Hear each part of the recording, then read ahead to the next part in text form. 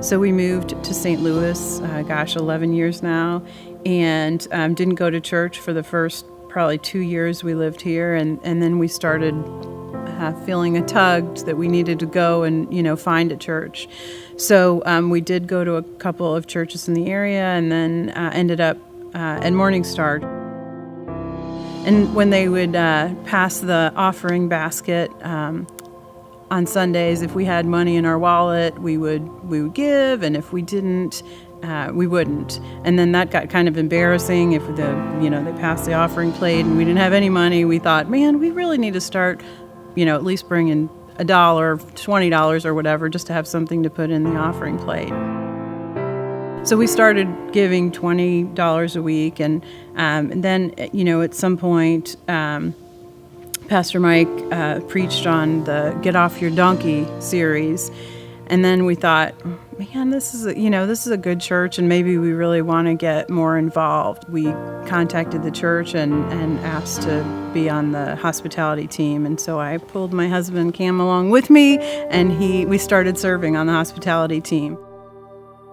So we decided that we were going to start giving a portion of our salary to church. I handle the finances, and he, through all this, he just kept saying, how much are we giving? And he just couldn't believe that we still had the money to do what we normally would do.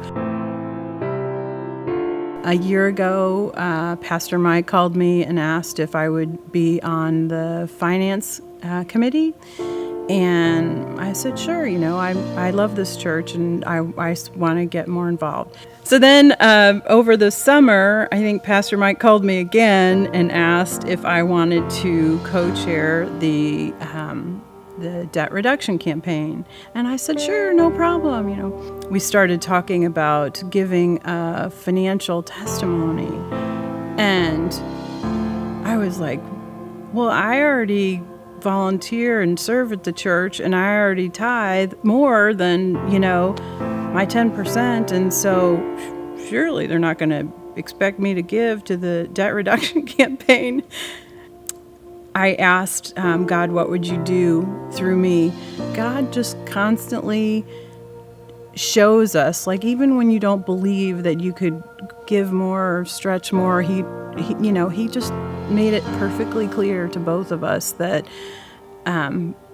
we had the resources. We just needed to do and trust. And that night we were like a little freaked out. We were like, oh my gosh, we just committed to, giving all this money to this campaign.